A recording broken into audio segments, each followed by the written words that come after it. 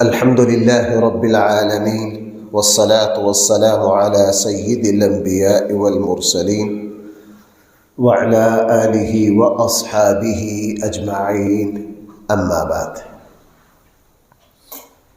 رات نماز تراویح میں 18ویں پارے کی تلاوت کی گئی ہے۔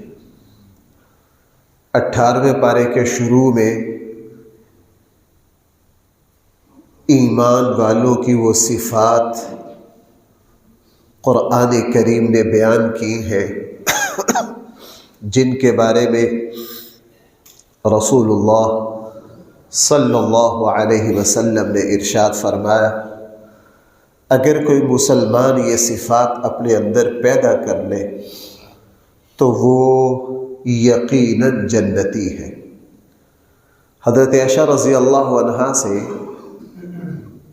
ایک صاحب نے پوچھا تھا کہ اللہ کے رسول کی سیرت اور اخلاق کیا ہے؟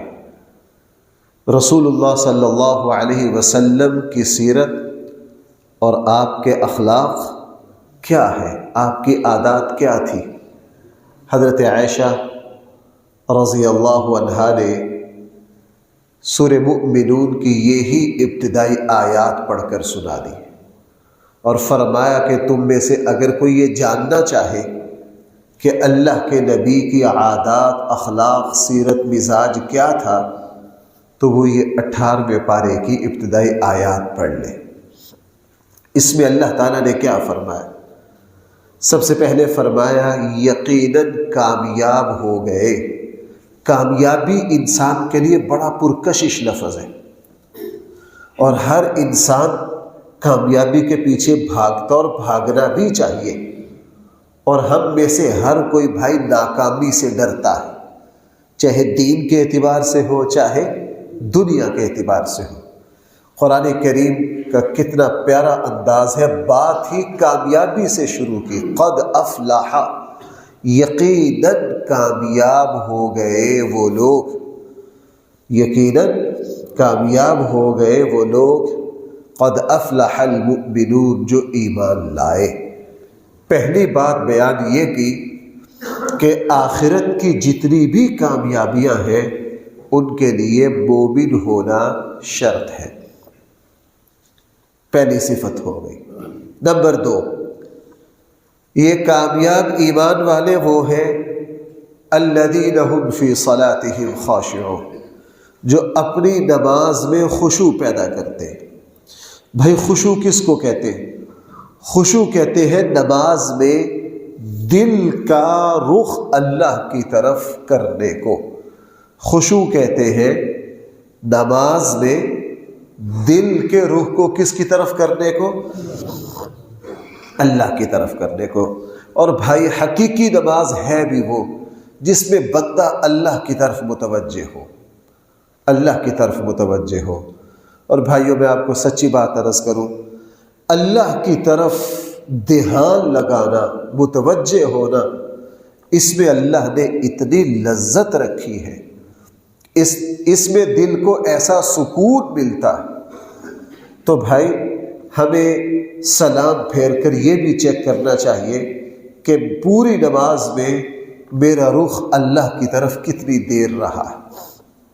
رسول اللہ صلی اللہ علیہ وسلم کے بارے میں، بلکہ آپ کے بہت سارے صحابہ کے بارے میں، حضرت حسن رضی اللہ عنہ کے بارے میں، بہت سارے صحابہ کے بارے میں یہ ہے، اور اس امت میں ایسے بڑے لوگ ہوئے ہیں کہ جب وہ نماز پڑھتے تھے دیکھنے والا یہ سمجھتا تھا کہ یہ بندہ اس دنیا میں نہیں ہے، کسی اور جہان میں ہے، کسی اور جہان میں ہے۔ میں نے اپنے بچپن میں جہاں حفظ کیا وہاں ایک بزرگ نماز پڑھنے آیا کرتے تھے۔ ظاہرہ وہ اس وقت 70-75 سال کی عمر میں تھے، آج سے 30-35 سال پہلے، اب تو وہ دنیا سے رخصت ہو گئے ہو۔ ہم ان کو نماز پڑھتا دیکھتے تھے، وہ اس طرح نماز پڑھتے تھے جم کے، اور اس وقت ان کی کم سے کم کو 70-75 سال عمر تھی۔ وہ یوں واقعتاً یوں کھڑے ہوتے تھے جیسے کوئی لکڑی گاڑ دی گئی، اور دیکھنے والا میں تو حیران ہوتا تھا، دیکھنے والوں پر اثر پڑتا تھا کہ یار یہ بندہ کس اطمینان سے اللہ کی طرف متوجہ ہے کہ اس کو دنیا کی کسی چیز کا کوئی خیال نہیں ہے۔ تو بھائی یہاں ایمان والوں کی جو صفات بیان کی ہیں ان میں سے دوسری صفت کیا ہے؟ نماز میں ان کا رخ کدھر ہوتا ہے؟ نمبر 3، وہ بیکار باتوں سے بچتے ہیں، فضول بحثوں سے بچتے ہیں، وہ فضول بحث میں نہیں پڑتے، بیکار باتوں سے اپنے آپ کو بچاتے ہیں۔ ایسا نہیں جس طرح ہماری قوم کا مزاج ہے کہ ہر وقت فضول بحث، بیکار بات، اس سے اپنے آپ کو بچاتے۔ رسول اقدس صلی اللہ علیہ وسلم کے بارے میں صحابہ اکرام فرماتے، کسی صحابی نے، بھائی بیوی سے زیادہ آدمی کا کوئی رازدان ہوتا ہے؟ حضور علیہ السلام کی بیویوں میں سے حضرت عائشہ دوسری بیویاں فرماتے ہیں، ہم نے ساری زندگی اللہ کے نبی کو کبھی 1 منٹ کے لیے بھی کوئی بیکار کام کرتا نہیں دیکھا، پوری زندگی میں کبھی بشریت کے تحت کوئی 1 منٹ کے لیے بھی کوئی بیکار بات، سوال ہی پیدا نہیں ہوتا۔ تو اپنے آپ کو بیکار باتوں سے بچا دیں۔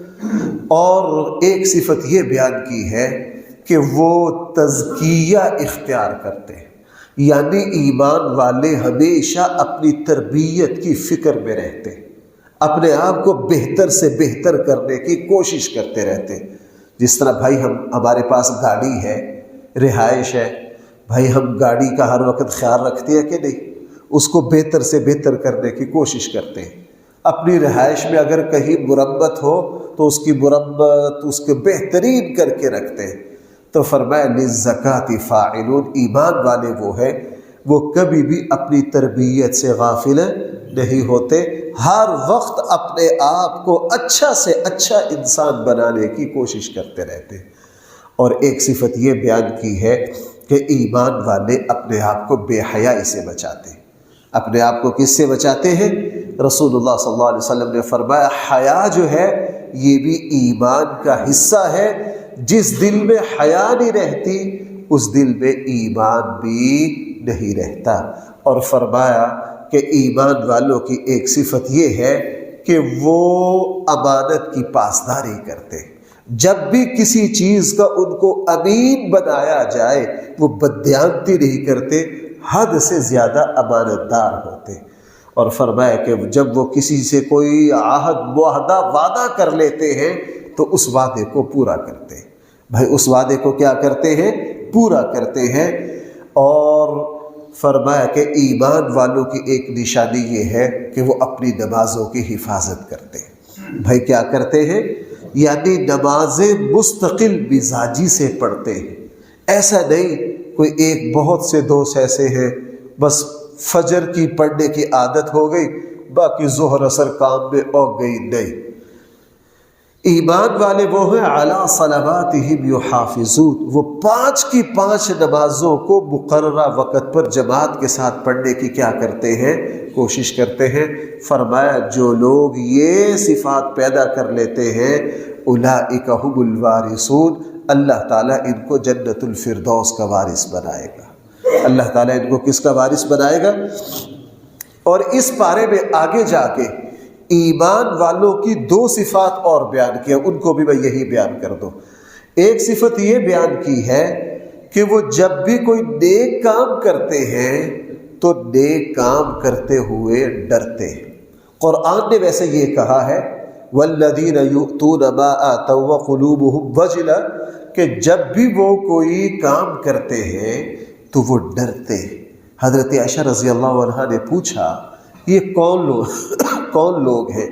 رسول اللہ صلی اللہ علیہ وسلم نے حضرت عائشہ سے فرمایا اے صدیق کی بیٹی، یہ اللہ کے وہ نیک بندے ہیں نیکی کرنے کے بعد ڈرتے ہیں کہ پتہ نہیں ہماری نیکی قبول ہوئی ہے یا نہیں۔ وہ نیکی کرنے کے بعد اتراتے نہیں،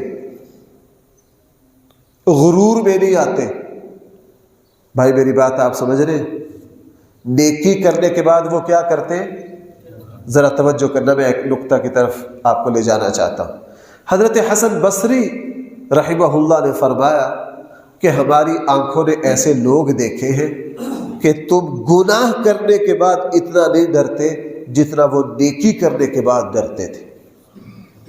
اور پوچھا وہ کون لوگ ہیں؟ فرمایا وہ رسول اللہ صلی اللہ علیہ وسلم کے صحابہ ہیں۔ وہ نیکی کرنے کے بعد اس ڈر میں رہتے ہیں کہ پتہ نہیں ہماری نیکی اللہ تعالیٰ کے یہاں قبول ہوئی ہے یا پتہ نہیں مردود ہوئی ہے، اس ڈر میں رہتے نیکی کرنے۔ اسی لیے اب لوگ اعتکاف بیٹھیں گے نا، اب دیکھنا اعتکاف میں اٹھانے کے لیے پورا کنبہ آئے گا، پورا خاندان آئے گا، پھولوں کے ہار پتہ نہیں کیا کچھ لے کر آئیں گے۔ اور بھائی نیکی کرنے کے بعد تو رویا جاتا ہے، نیکی کرنے کے بعد تو کانپا جاتا ہے، آنسو بہائے جاتے ہیں، اے اللہ ہماری اس ٹوٹی پھوٹی نیکی کو کیا کر لے، قبول کر لے۔ اور حج سے آ رہے ہیں پورا خاندان گاڑیاں لے کے، اور جیسے پتہ نہیں کون سا قلعہ فتح کر کے آئے، کون سا قلعہ فتح کر کے آئے۔ یہ دین کے مزاج کے خلاف ہے، قرآن کی اس آیت کے بھی خلاف ہے، اس آیت کے بھی خلاف ہے۔ ہم نے اپنی آنکھوں سے ایسے لوگ دیکھے، جب بھی کوئی نیک کام، ہمارے ایک استاد تھے، ان کو قرآن بہت یاد تھا، وہ قرآن میں بھولتے نہیں تھے، بہت اعلیٰ، پورا یوں تیرتے جاتے تھے پورے قرآن میں۔ میں نے ان کو دیکھا جب ان کا قرآن ختم ہوتا تھا نا، تقریباً ان پر رقت طاری رہتی تھی۔ ایک مرتبہ نے پوچھا حضرت آپ اتنا اعلیٰ قرآن ہے آپ کا، آپ بھولتے بھی نہیں، آپ تکمیل پر رونے کیوں لگ جاتے ہیں؟ کیا لگا بیٹا آپ لوگوں کو کیا پتہ نہیں اس تلاوت میں کتنی بے ادبیاں ہوئی ہوگی، پتہ نہیں کہاں دل غفلت میں ڈوبا ہوگا، کہیں اللہ تعالیٰ کے یہاں سے پکڑ نہ آ جائے، کبھی اللہ تعالیٰ کے یہاں سے پکڑ نہ آ جائے۔ علماء نے لکھا ہے کہ نیکی کے اللہ تعالیٰ کے یہاں مقبول ہونے کی ایک علامت یہ ہے کہ نیکی کرنے کے بعد بندہ کے اندر یہ احساس پیدا ہو کہ یار میں نے تو یہ نیکی کی ہے، پتہ نہیں اس میں کہاں کوتاہی ہو گئی ہو، پتہ نہیں میرا اللہ قبول کرے گا کہ نہیں۔ اگر یہ کیفیت پیدا ہو جائے تو انشاءاللہ وہ نیکی اللہ کے یہاں ضرور قبول ہو جاتی ہے۔ قرآن کریم نے اس بارے میں دوبارہ حضرت نوح کچھ نبیوں کا تذکرہ کیا ہے، اور یہ قرآن کریم بار بار بیان کرتا ہے۔ قرآن کریم نے 18ویں پارے میں ایک یہ بات ارشاد فرمائی ہے کہ اے اللہ کے رسولو یا ایھا الرسل کلوا من الطیبات، تم حلال کا اہتمام کرو، واعملوا صالحا، اور نیک عمل کرو۔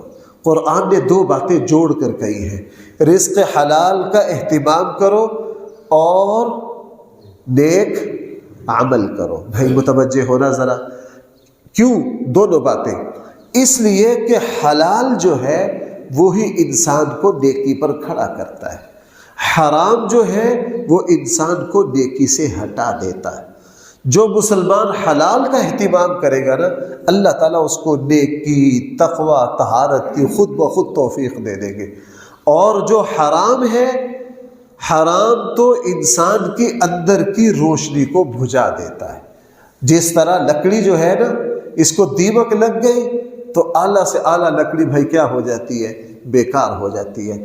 حرام جو ہے یہ روحانی اعتبار سے دیمک ہے، جس انسان کو حرام چمٹ گیا سمجھ لیجئے کہ یہ اس کی انسانیت کو، اس کے ایمان کو، اس کے دین کو کیا کر دے گا، ختم کر دے گا۔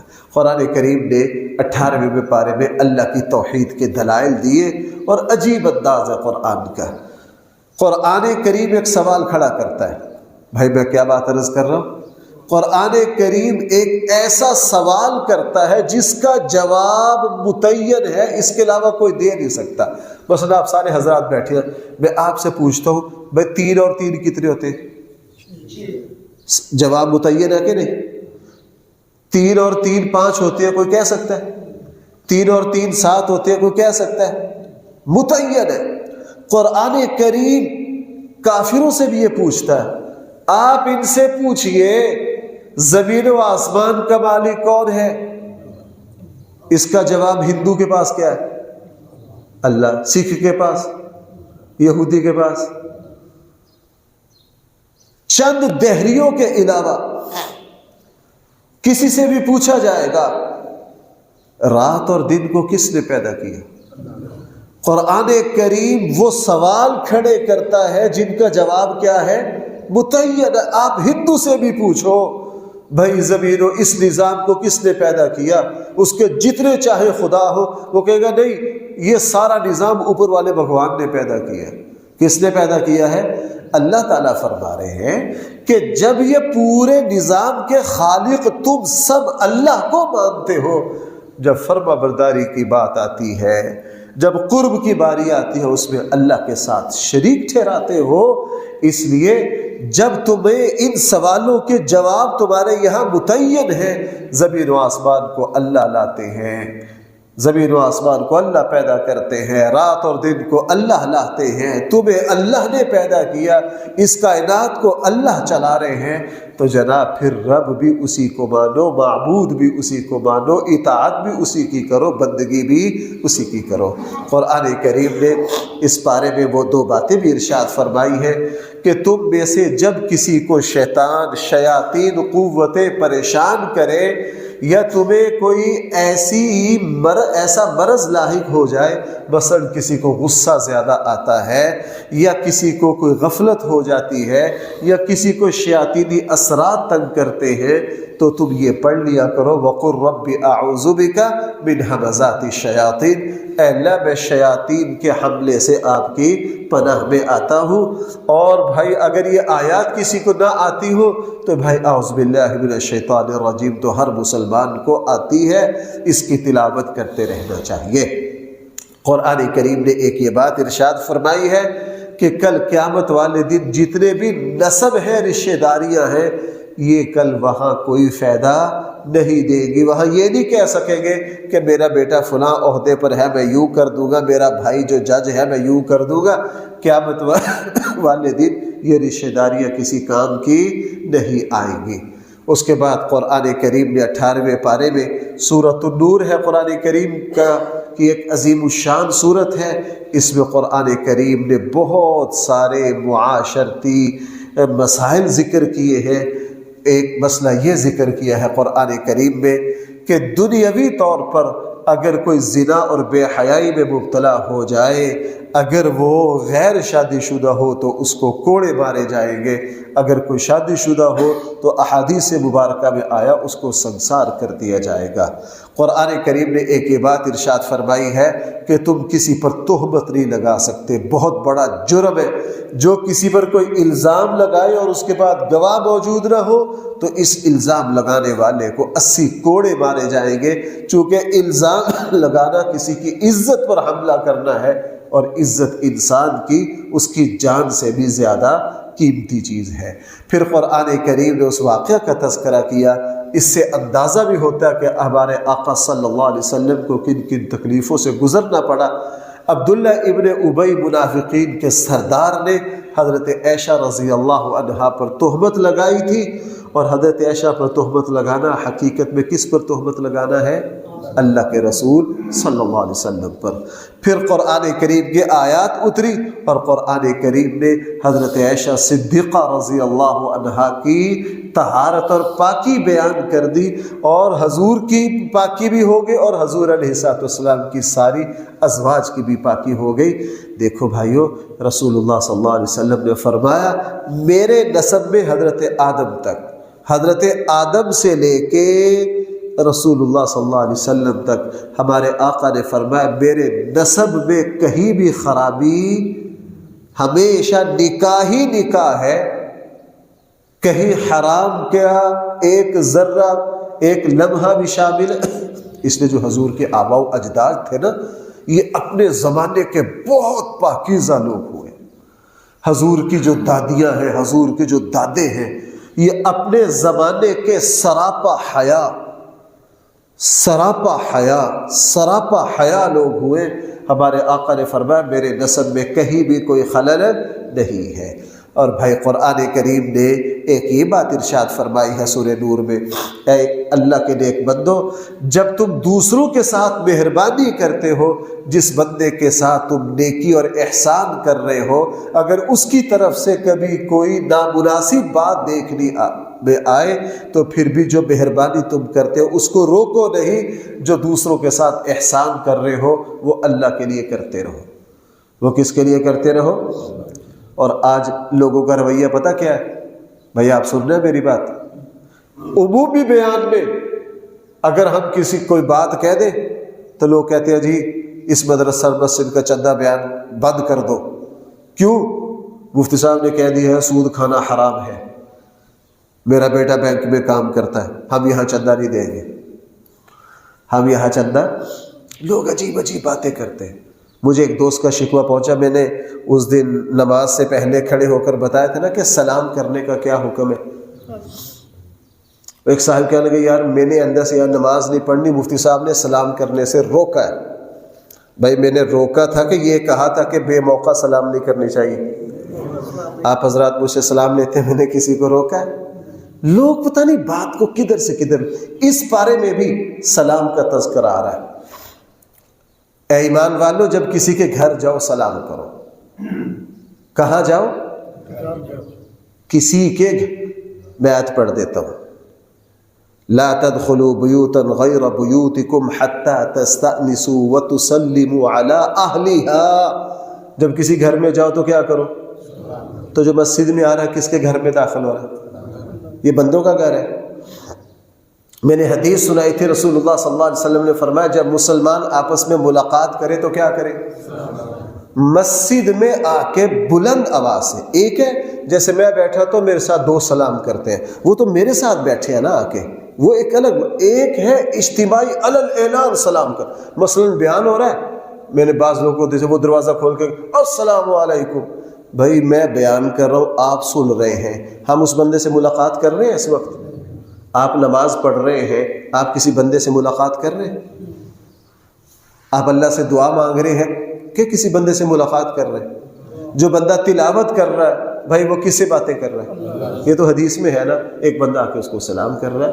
میں نے کہا بھائی میں نے سلام سے کسی کو نہیں روکا، میں نے کہا ہے بے موقع سلام نہیں کرتے. ایک بندہ التحیات میں سورہ فاتحہ پڑھ رہا تھا. ایک بندہ کیا کر رہا تھا؟ بھائی بولو ذرا. دوسرے نے کہا بندہ خدا سورہ فاتحہ نہ پڑھ. اس نے باہر جا کے لوگوں کو ہاں یہ قرآن پڑھنے سے روکتا ہے، یہ گستاخ ہے. یہ کس سے روکتا ہے؟ اس نے کہا بھائی التحیات میں التحیات پڑھو، سورہ فاتحہ نہ پڑھو. جس چیز کا جو موقع ہے، ایک آدمی جانور ذبح کر رہا ہے، وہ کہا میں سورہ یاسین پوری پڑھ کے جانور ذبح کرنا. اسے کہو بھائی یہ سورہ یاسین کا یہ موقع نہیں ہے، اس وقت تو بسم اللہ اللہ اکبر پڑھنا. وہ کہتے جی یہ بندہ قرآن پڑھنے سے روکتا ہے، اس نے مجھے سورہ یاسین پڑھنے سے روکا. تو ایسی قوم کا کیا علاج کیا جا سکتا ہے؟ ایسی قوم کا کیا علاج کیا جا سکتا ہے؟ بہرحال دین ہمارے پرانا مقولہ تھا، لیکن ہمارے ایک استاد اللہ ان کی مغفرت کرے، میں نے ان سے ترمذی شریف پڑھی ہے، وہ ہمیں بہت سمجھاتے تھے. وہ کہا کرتے تھے مولوی صاحب یک من علم راہ 10 من عقل باید. 1 من علم کے لیے 10 من عقل چاہیے. 1 کلو علم کسی کے پاس ہو تو اس کے ساتھ عقل کتنی چاہیے؟ دین پر عمل کرنے کے لیے، دین پر عمل کرنے کے لیے عقل چاہیے، بڑی ذہانت چاہیے کہ دین کا کون سا کام اللہ کے رسول نے کیا ہے اور اس کو کس طرح کیا ہے، کس موقع پر کیا ہے، کس موقع پر کیا. بہرحال قرآن کریم نے ایک یہ بات ارشاد فرمائی ہے، اے ایمان والو تم اپنی نگاہ کو نیچے رکھا کرو. نگاہ کا غلط استعمال یہ شیطان کے حملوں میں سے ایک حملہ ہے. اپنی نگاہ کو وہیں رکھنا. اور بھائی اس کا تعلق صرف غیر محرم سے نہیں بلکہ اس میں بڑی وسعت ہے. غیر محرم سے تو اپنی نگاہ کو بچانا ہی بچانا ہے. دنیا کے مال و دولت کو للچائی نگاہ سے دیکھنا یہ بھی نظر کا غلط استعمال ہے. حضور سے فرمایا وَلَا تَمُدَّنَّ عَيْنَيْكَ إِلَىٰ مَا مَتَّعْنَا بِهِ. اعلیٰ سے اعلیٰ گاڑیاں دیکھنا کیا ضرورت ہے اس کی؟ جو بندہ دوسروں کی چیزوں پر زیادہ نظر ڈالتا ہے پھر ان چیزوں کی ہرس دل میں آ جاتی ہے. قرآن کریم نے اس آیت میں پردے کا بھی حکم دیا ہے. وہ سورہ احزاب میں تفصیل سے آیت آئے گی، وہ بات میں وہاں عرض کروں گا. قرآن کریم نے ارشاد فرمایا کہ جو لوگ نکاح کرتے ہیں اللہ تعالیٰ ان کو نکاح کے ذریعے کاروبار، اللہ تعالیٰ ان کے رزق میں برکت دے دیتے ہیں. نکاح جو ہے یہ اللہ تعالیٰ کی طرف سے وسعت رزق کا ذریعہ ہے. ایک یہ بات ارشاد فرمائی گئی ہے کہ زمین و آسمان کا جو نور ہے وہ اللہ کی ذات ہے. بھائیو اس جہان میں جتنی روشنیاں اور خوبصورتیاں ہیں یہ ساری اللہ تعالیٰ کا جمال ہے۔ یہاں جتنے کلر ہیں اگر اللہ اس پورے نظام کے کلروں کو ختم کر دے تو دنیا بے نور ہو جائے گی کہ نہیں؟ فرمایا یہاں جو خوبصورتیاں ہیں یہ ساری اصل میں کس کا نور ہے؟ یہ اللہ کا نور ہے۔ قرآن کریم نے اس بارے میں پھر دوبارہ یہ بات ارشاد فرمائی ہے کہ اللہ کے نیک بندے وہ ہیں جب نماز کا وقت آتا ہے تو کوئی کاروباری مصروفیت ان کو نماز سے غافل نہیں کرتی۔ حضرت عبداللہ ابن عمر بازار گئے، اچانک اذان ہوئی، مدینہ منورہ کا بازار جو ہے وہ منٹوں میں بند ہو گیا، سارے لوگ جلدی جلدی اپنے سامانوں پر چادریں ڈال کے مسجد کے لیے چلے گئے۔ حضرت عبداللہ ابن عمر نے فرمایا ہاں قرآن کی یہ آیت ان لوگوں کے بارے میں ہے۔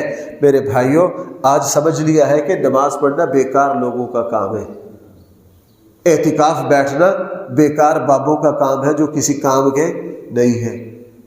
میں یہ نہیں کہہ رہا کہ بزرگ اعتکاف نہ بیٹھے، میں یہ نہیں کہہ رہا، وہ اللہ کی برکت ہے، اللہ کی برکت ہے، لیکن یہ کہنا کہ اعتکاف بیٹھنا ان لوگوں کا کام ہے جن کو کوئی کاروباری مصروفیت نہیں بھائی، یہ بالکل غلط ہے۔ جتنی زیادہ مصروفیت چھوڑ کے اللہ کی بارگاہ میں آ کے بیٹھے گا اللہ اس سے اتنا ہی راضی ہوں گے، اللہ اس سے اتنا ہی راضی ہوگے۔ اور قرآن کریم نے ایک یہ بات ارشاد فرمائی ہے، بار بار فرمائی ہے کہ جب بھی تم کسی کے گھر میں جاؤ تو اجازت لے کر جاؤ، بغیر اجازت کے۔ دیکھو موبائل کوئی ایسی چیز جو بندہ یہ چاہتا ہے کہ دوسرا میری یہ چیز نہ دیکھے تو اس کی اجازت کے بغیر اس میں مداخلت، اجازت، اس میں موبائل بھی آ گیا، اس کے گھر بھی آ گیا، اس میں دفتر بھی آ گیا، اس میں کسی کی ذاتی جیب بھی آ گئی، بغیر اجازت کے۔ بلکہ آج کل کے زمانے میں تو کسی کے ذاتی معاملات میں بھی بغیر اجازت کے مداخلت نہ کرو۔ بہت سے دوست مجھ سے اس وجہ سے ناراض ہو گئے، میرے پاس آئے، مفتی صاحب آپ کے پاس فلاں بندہ جمعہ پڑھتا ہے، اس نے میرے پیسے دینے ہیں، آپ ان سے بات کریں۔ میں نے کہا بھائی میرا کام لوگوں کے ذاتی معاملات میں مداخلت کرنا نہیں ہے، میرا کام تو ممبر پہ بیٹھ کے نصیحت کرنا ہے، ہمیں اس کی ہرگز اجازت نہیں ہے کہ ہم لوگوں کے ذاتی معاملات میں مداخلت کریں، اس کی اجازت نہیں ہے۔ اور قرآن کریم نے آخری بات، قرآن کریم نے اس آیت میں رسول اللہ صلی اللہ علیہ وسلم کا ایک عظیم الشان ادب بیان کیا کہ تم اللہ کے رسول کو یوں نہ پکارو، یوں نہ آواز دو جس طرح تم آپس میں ایک دوسرے کو پکارتے ہو۔ یہ آیت اس وقت اتری ایک بدو آئے، انہوں نے حضور کو آواز دی، یا محمد یا محمد۔ قرآن کریم نے فرمایا او بے ادب، اللہ کے رسول کو یوں بلاتے ہو جس طرح آپس میں ایک دوسرے کو آواز دیتے ہو۔ لا تجعلوا دعاء الرسول بینکم کدعاء بعضکم بعضا، جس طرح تم آپس میں ایک دوسرے کو آوازیں اور پکارتے ہو اللہ کے رسول کو اس طرح نہ پکارو، اللہ کے رسول کا نام بڑے ادب سے لو۔ اس لیے بھائی جو رسول اقدس صلی اللہ علیہ وسلم کا ذاتی نام ہے بھائی وہ کیا ہے؟ وہ تو محمد صلی اللہ علیہ وسلم ہے۔ یہ جو حضور کا نام ہے اس کو کم سے کم لینا، اللہ کے نبی کی صفاتی نام۔ اب جیسے میں اکثر ہم کیا کہتے ہیں رسول اللہ صلی اللہ علیہ وسلم، رسول اکرم صلی اللہ علیہ وسلم، درود بھی ساتھ پڑھے اور صفاتی نام لے، جو ذاتی نام ہے وہ کم سے کم لے۔ اور اللہ کے نبی کا گفتگو میں یوں نام لینا جیسے کسی بندے کا لیتے ہیں، یہ حد درجہ بے ادبی ہے، حد درجہ بے ادبی ہے۔ یار میرے ایک دوست عبداللہ یوں کہہ رہے تھے، ہم یوں گفتگو میں کہہ سکتے ہیں کہ نہیں؟ بالکل کہہ سکتے ہیں، لیکن کوئی یوں نہیں کہہ سکتا کہ جی توبہ نعوذ باللہ محمد نے یہ فرمایا۔ ایسے لوگوں کی زبان سے سنا ہے، یہ ادب کے خلاف ہے، یہ بھائی کیا ہے؟ ادب کے خلاف ہے۔ میں یوں کہہ سکتا ہوں ہم مخلوق میں سے عام بندے کا جو نام لیتے ہیں جس طریقے سے لیتے ہیں، اللہ کے نبی کے نام لینے میں ایک خاص ادب کا انداز ہو، خاص ادب و احترام کا انداز ہو۔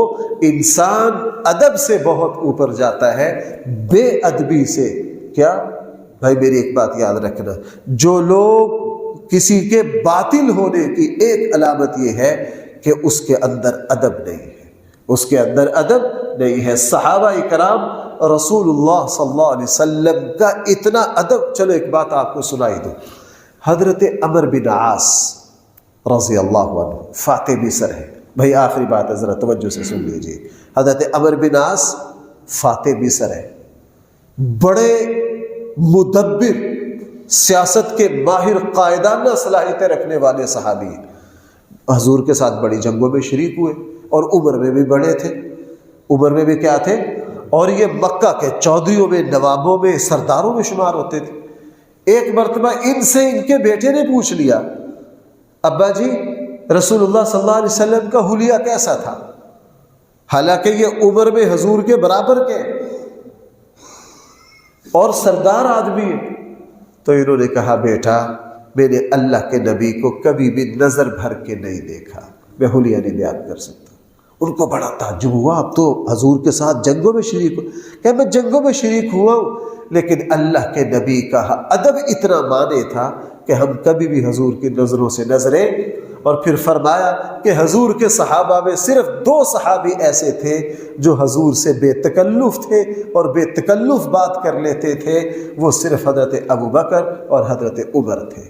یہ رسول اللہ صلی اللہ علیہ وسلم کے بے تکلف دوست بھی تھے. فرمایا بس حضور کے سارے صحابہ میں یہ 2 شخصیت ہی تھی جو ہر وقت حضور کے ساتھ ہوتی تھی, اور اللہ کے نبی بھی کوئی کام ان کے مشورے کے بغیر, اور یہ خود فرمایا حضور نے کہ میں کوئی کام ابو بکر اور عمر کے مشورے کے بغیر نہیں کرتا. صرف یہ 2 ہستیاں تھیں جو اللہ کے رسول کے ساتھ بے تکلف تھی. فرمایا اس کے علاوہ کوئی اللہ کے نبی کے ساتھ بے تکلف ہونے کی جرت بھی, حالانکہ اللہ کے نبی حد درجہ نرم اور شفیق اور مہربان تھے.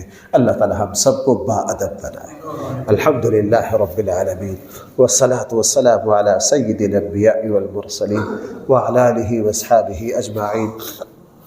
ربنا آتنا في الدنيا حسنة وفي الآخرة حسنة وقنا عذاب النار. صلى الله تعالى على خير خلقه سيدنا ومولانا محمد وآله واصحابه أجمعين برحمتك يا أرحم الراحمين.